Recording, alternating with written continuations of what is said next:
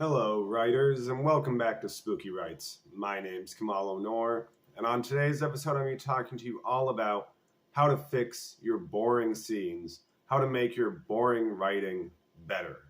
So, let's head into the storm.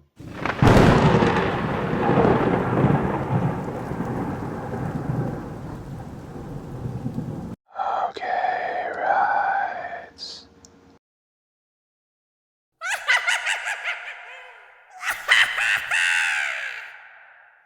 So the first thing that you need to understand is that not every scene has to be action-packed.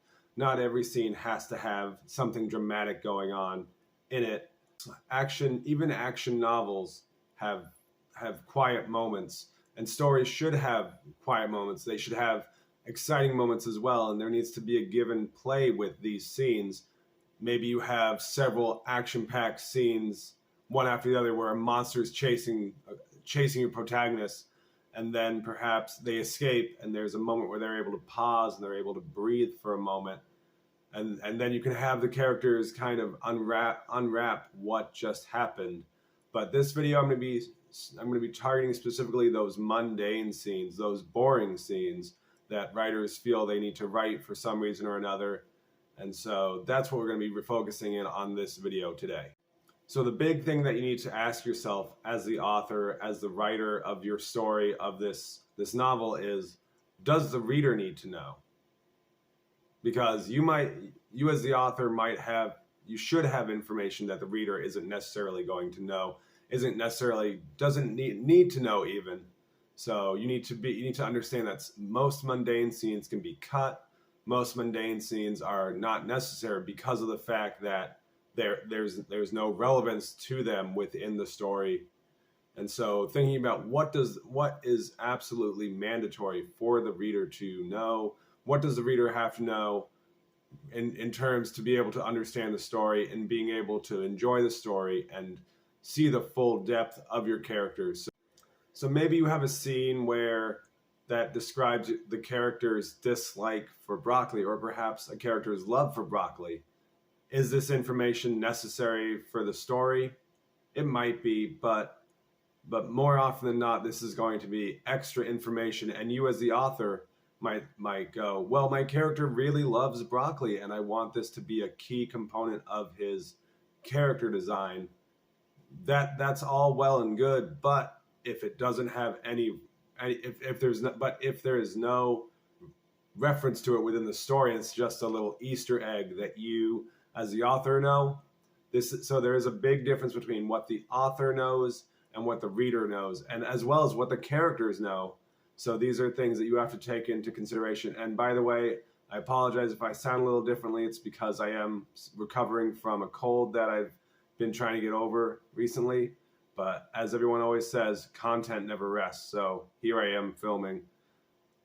So sometimes as the author, you write scenes that are just for yourself, just for you to know, because these scenes might later get cut in future drafts, and that scene will never reach the final draft version of your story. And because of this, it's not wasted writing. It's not, oh, I wasted so much time writing writing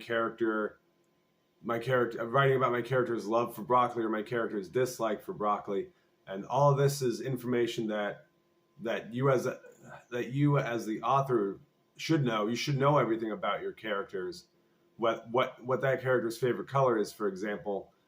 It doesn't matter. The reader doesn't need to know what your character's favorite color is unless it plays a pivotal point in the story, unless it has some reference within the story, unless your story is about this character's love for a certain color. There are many ways that you can play around with color in the way that it engages with a character, but if it's not part of the story, there's no real reason to tell a reader about this. So again, there is a big difference between what you as the author knows, what the reader knows, and what the reader should even be presented with. Again, thinking about short stories and short work. In short stories, every piece of information, every sentence has to be doing some amount of work within that story. So if you have a scene of where characters are just talking about, oh, what's your favorite color? And they're just kind of going back and forth, and it has no real significance within the story, and it's just filler, cut that from the story. You need to be specific and intentional with your language. And if you're not intentional with your language, you're going to have a really hard time. So again, editing is so important. And ideally, this video, I'm trying to help explain that there is no bad writing. There's no wasted writing. There might be scenes that you'll cut later on because they don't have any significance to the overall story that you're writing, but they still have value in the fact that you as the author know more about your characters. And just because these scenes were cut, you can still know that, oh, my character's favorite color is green, and that my character absolutely loves broccoli. Broccoli is his or her favorite vegetable. But again, if this doesn't come into play within the story, it has no reason being there for the reader to have to listen and read a scene about a character being like, I love broccoli and green is my favorite color. So again, you need to be choosy with what scenes, because again, not every scene has to be action-packed, but scenes need to still have significance and they need to have importance within the story. So if you're feeling like you're writing boring scenes, mundane scene after mundane scene, by all means, start to look at your scenes more closely and try and be more critical with what you're including in your story, because short stories have limited real estate in terms of words. There's a cap on how many words can be in a short story. So being very purposeful with your language, being very purposeful with what scenes you include in your story are going to be so important for you as the author to create a fluid story that has purpose and meaning and doesn't have any boring scenes that feel out of place, where it's just a character sitting in a bathtub thinking about life. And these are things that you very much want to avoid. So for example, you might have a short story that starts off with two characters talking back and forth with one another over a morning cup of coffee, and they might be discussing the weather, and one character might say, oh, I'm unhappy, I don't like the weather, I wish I could move somewhere, but I don't have any money. And this brings in our conflict. But then the character says, I have a plan, I'm going to rob a bank. Now we see that the conflict is building up. And again, this is a very boring scene. Two characters sitting at a table drinking coffee, very mundane. So I ask you, would it not be better to just start that story right before the bank robbery scene, right before this character attempts to steal some money and make all of his or her dreams come true? So again, and I will be doing a video about how you should be starting your stories, how you should be starting your novels, and how to hook readers in from the beginning. Because if your story starts with a mundane scene, if your story starts with a boring scene of a character perhaps waking up out of bed, perhaps a scene of them choosing what color socks they want to wear that morning, it's a character choosing his or her own clothes, a character eating breakfast, all very boring scenes, and these are scenes that can easily be cut. So for example, I would highly recommend that you just start that story with that example of two characters eating breakfast, having a cup of coffee, complaining about life, and one character says, I have a plan about how I'm going to escape. I know exactly how I'm going to make all my dreams come true. Now you might think to yourself, but I want to gradually show to the reader that my character has this plan, and that my character dislikes his or her life, and that my character wants to change his or her situation. And that's all well and fine, but you can also show this in a much stronger, much better way of just starting right before a character bursts through the doors of the bank and says, everyone on the floor, give me all the money that you have in the vaults. And this is also going to convey to the reader in a much more interesting, much better attention-grabbing way than two characters having a boring scene of them talking back and forth over a cup of coffee. And it doesn't matter if one character orders coffee with milk and one character orders their coffee with soy. It doesn't add, this is needless information for the reader. The reader doesn't need to know that one character enjoys soy milk in their coffee and one character likes like skim milk or one character drinks tea. These are all irrelevant to the overarching story that in this example that I've created. So you need to be very deliberate with the scenes that you're including in your story. Again, stories have limited space and every word has to count. Every sentence has to be moving towards the same purpose, towards the same goal. So you can save so much real estate in your story. And instead of starting with a scene of two characters talking back and forth and beginning with the planning stage, just start out with the character right in front of the bank and see him burst through the doors, and maybe he succeeds, maybe he doesn't, and what follows. And again, you might write that entire morning coffee scene of two characters going back and forth, and you'll learn, and you as the author will learn a lot about your protagonist character. You'll learn perhaps why this character wants to escape his or her life.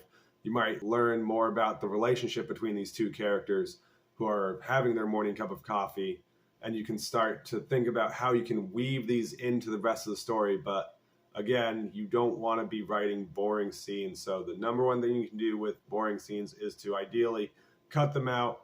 I talked a little bit about this during my overwriting versus underwriting, is the idea of writing unnecessary scenes. And a lot of times you can cut out these boring scenes. We don't need to have pages and pages of a character sitting in a bathtub or a character taking a shower. We don't need these boring scenes. There's a lot of stuff. There's a lot of unnecessary writing within those scenes, and readers are able to pick up on, and readers are very much able to fill in the blanks. But again, if it serves a purpose, perhaps you want to highlight how indecisive your character is at the start of the story, and maybe that's a character's overarching journey, and that's how the character changes. So maybe you start with a character being indecisive and unable to choose out what color tie or what color socks that he or she wants to wear that morning. Maybe he or she is going to a big business meeting and doesn't know what to wear, and it takes him or her hours and hours, and then he or she is late to that business meeting. And these are scenes that you could use, certainly, but it's going to depend on the story that you're writing. It's going to depend on the information that the reader needs to know. And so if it's absolutely vital that your character knows from the very beginning that your character is indecisive, and this is his or her big problem in life, is that they're just incredibly indecisive and they can't make a decision, and this is sort of the focal point of the story, the focal point of the character's journey and the character's transition. Maybe at the start you show the character being like, I can't choose what color tie, I can't choose what color socks, and then by the end he's making deliberate decisions. He or she is easily able to make hard decisions, and we see how the character has changed from the beginning to the end of this story. And again, these are all just examples of how mundane scenes and how boring scenes can be used, and also how you should be very choosy and specific with what scenes you include in your story. And then sometimes you might feel uninspired to write certain scenes, and I touched a little bit on this again in that video of overwriting versus underwriting, of this idea of feeling like I just want to get to the scene that I'm inspired to write, because sometimes we get inspired to write a scene that's not the beginning of a story. It's perhaps the end of a story, or it's perhaps a few chapters in on a novel, and it's somewhere in the middle, and we're just kind of like, I just want to speed through these scenes, and these scenes might feel boring to you to write at the moment that you're inspired to write this other scene. And so you're just like, I just want to get through these boring scenes, and they all feel boring until you get to that point when you're like, this is what I'm inspired to write. And my big recommendation that I gave in my other video, which I will link, I believe it's going to be up here, one of these corners. I will link it, and it will be in one of these top corners here to that video, so that you can watch that video as well.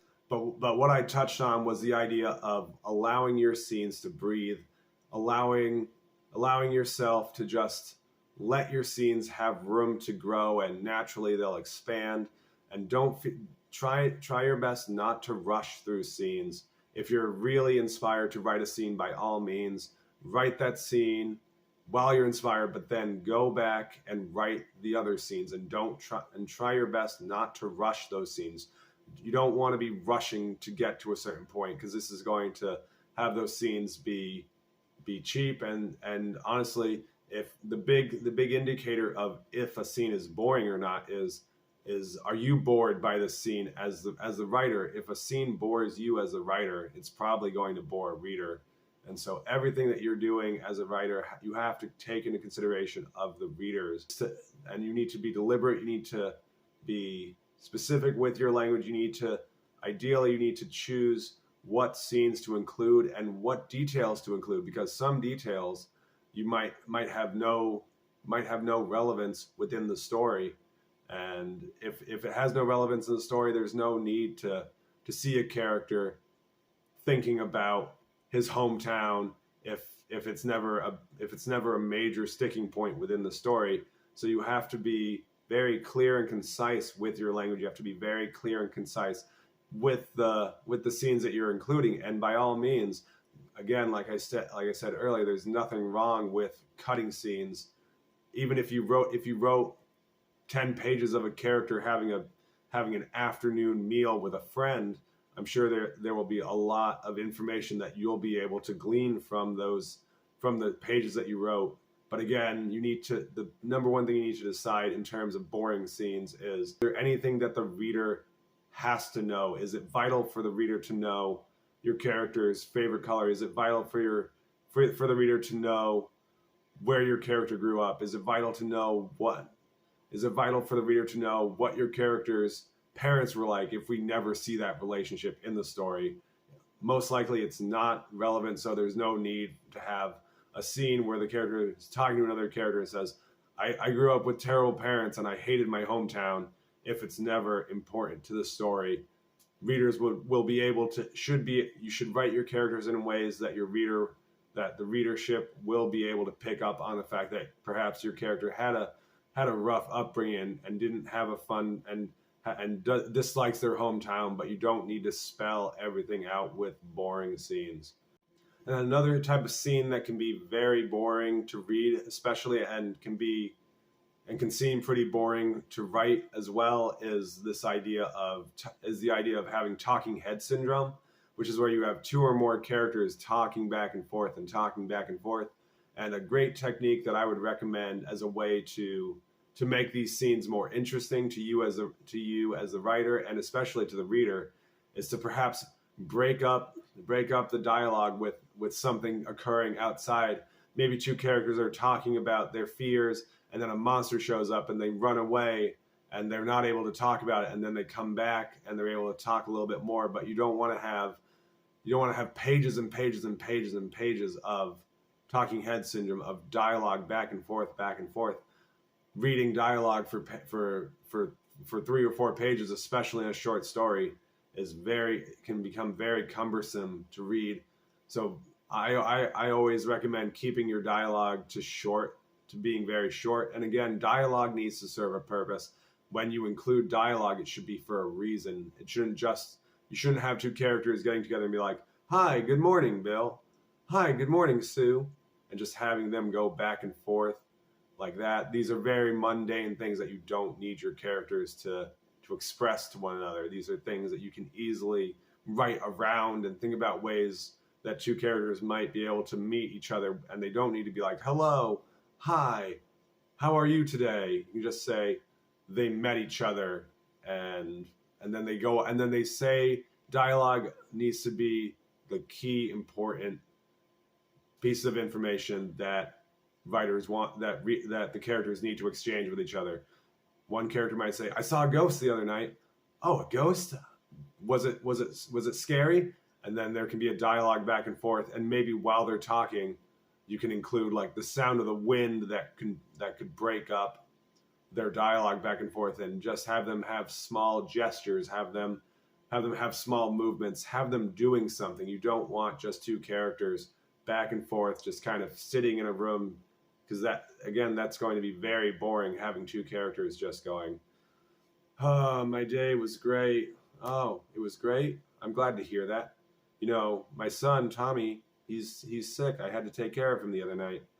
Again, very mundane. You don't need to have those pleasantries exchanged every single time. You don't need to have characters talking about boring things. You want to have scenes that are purposeful. You want to have dialogue that is purposeful. And so the best way, and maybe you have a mundane, boring scene and you're not sure how to make it more interesting, by all means, my recommendation for that would be to break up that scene and perhaps extend it a little more. Maybe two characters are trying to have a conversation. They're trying to get down to brass tacks. They're trying to discuss some argument that they're having, and something keeps getting in the way, and they have to keep putting it off. And throughout the story, we have this rising tension and this build of action where these characters are constantly trying to have some conversation, but something always gets in the way of that. And so by the end of the story, they're finally able to have that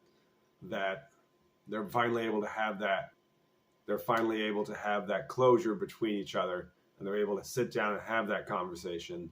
And maybe that's how the story ends, or perhaps it's just another plot point within the overall story. But be very deliberate with your language, be very deliberate and specific with the scenes you're including. And again, you don't need to spell everything out for your readers. Readers, like I said in my past videos, readers are intelligent. They're able to pick up on things. They're able to read between the lines. So you don't need to be spelling everything out. And so if you're finding that you're writing a lot of boring, mundane scenes, odds are you're overwriting. Odds are you're not trusting your readers enough, and you need to trust your readers to be able to be intelligent and being able to pick up on things written between the lines.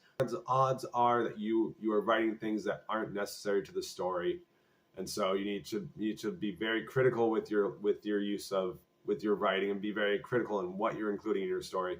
Again, we don't need to have every finite detail expressed about a character to know him or her well. We need to know specific plot. We need to know specific key things that we need to know to know a character well enough, but we don't need to know every last minute intricacy of his or her life. We don't need to know a character's zodiac sign if it has no relevance within the story.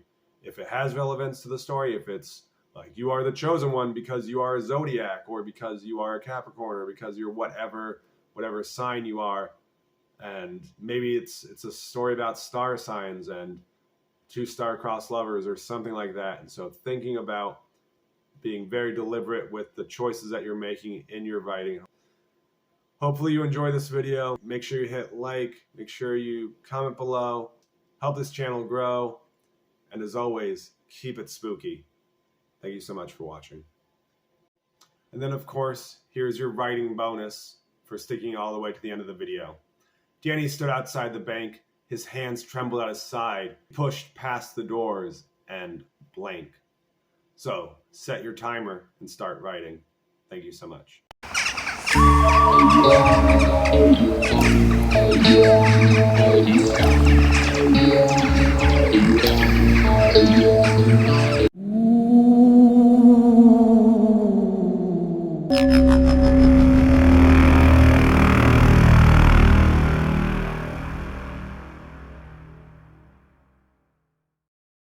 don't know why I just did that, but